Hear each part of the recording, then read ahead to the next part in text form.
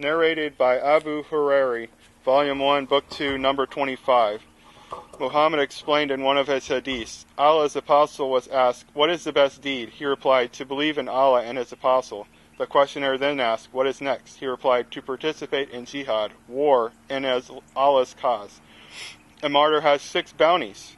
He will be forgiven for the first drop of his blood that is spilt. He will see a place in paradise at the time of his death.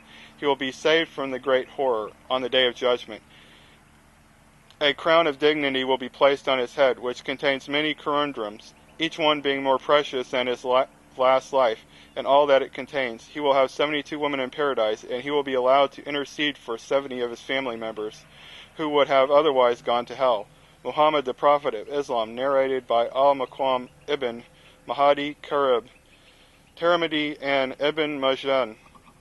What is the difference between Christian and Muslim heaven? Muslim heaven is everything to do with the flesh, and Christian heaven is everything to do about the spirit. What a coincidence it is that hell has everything to do also about the flesh, even in Muslim hell. Part 2. The earliest racist Muslims.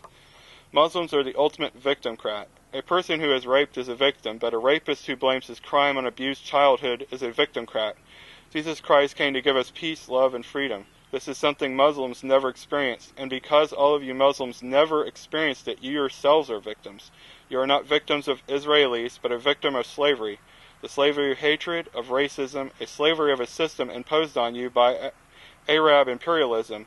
When Jesus came, they thought he came to get rid of his people and the occupation of the Romans. Instead, he stunned everybody, because he came to get rid of us of the occupation and slavery of our own sins.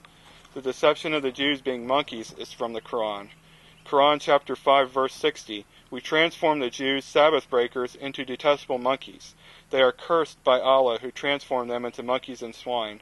Quran chapter 2 verse 65. And you know of those who broke the Sabbath, how unto them be ye apes despised and hated. There is so much hatred to such a tiny nation. Dan Cannon posted Friday, July the 4th, 2003, 3:24 p.m. Post subject, a Muslim on Muslim hypocrisy. We are eager to condemn Israel, not because we care for the rights of the lives of Palestinians. We don't. We condemn Israel because we hate them. Christians don't have to blow ourselves up to prove something to God, because we know God will send those people that blaspheme his name and his word to hell.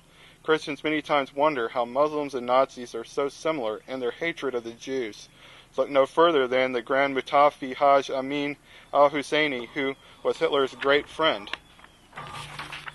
He was president of the Supreme Muslim Council. He called for the death of every Jew, civilian, or soldier. Haj Amin al-Husseini recruited Hitler's Bosnian Muslim troops, a unit of the Handjar, Sabre division of the Waffen-SS, one of the 8 Nazi divisions.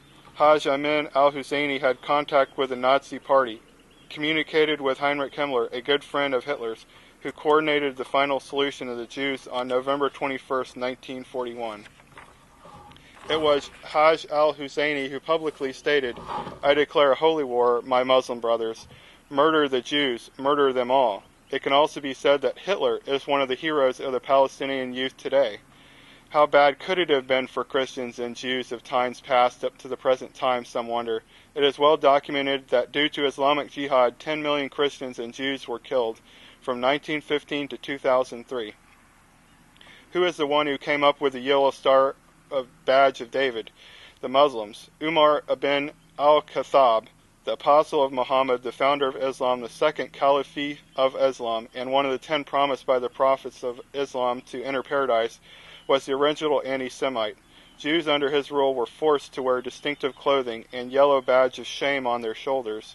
Jews were ordered by decree to wear yellow marks during the rule of Harun al-Rashid in 807, al-Hakim, the Fatimid Caliphate in 1005, and Emir Ismail Abu al-Walid in Granada in 1315 to 1326. Part 3. Violence and Hate in Muslim Religion. What are more hateful and violent things Muslims could do than behead Christians and Jews? Violence and hatred are bound in the Quran. Quran chapter 8, verse 60. Strike terror into the hearts of the enemies of Allah and your enemies. Quran chapter 9, verse 14. Fight, kill them, non-Muslims, and Allah will torment them by your hands. Cover them with shame. Quran chapter 8, verse 12, 17. It will insist terror in the hearts of unbelievers. Smite ye above their necks, and smite all their fingertips of them. It is not ye who slew them, it was Allah. Quran chapter 47, verse 3. When you encounter the infidels, strike off their heads, till ye have made a great slaughter among them. Tabari 8:96. A raid party led by Zayd set out against in Ramadan. During it, suffered a cruel death. Zayd tied her legs with rope and then tied her between the camels until they split her in two. She was a very old woman. Quran chapter 2, verse 191. Kill the disbelievers wherever we find them. Studies in Theology, Traditions and Morals, Palestinian Textbook, Grade 11, 2002, page 291 through 292. This noble Quranic surah, Surat Muhammad, deals with questions of which the most important are as follows: encouraging the faithful to perform jihad in God's cause, to behead the infidels, take them prisoner, break their power, and make their souls humble, all that in the style that contains the highest examples of urging to fight. You see in the words, when you meet the unbelievers in the battlefield, strike off their head, and when you have laid them low, bind your captives firmly, then grant them their freedom, or take a ransom for them, until war shall lay down its burdens. Commentary of Surahs of Muhammad, Al-Fath, Al-Hujurat, and Qaf, Grade 2, 2002, page 9. When you meet them in order to fight them, do not be seized by compassion toward them, but strike their necks, powerfully. Strike the neck means fighting, because killing a person is often done by striking off his head. Thus it has become an expression for killing even if the fighter strikes him elsewhere.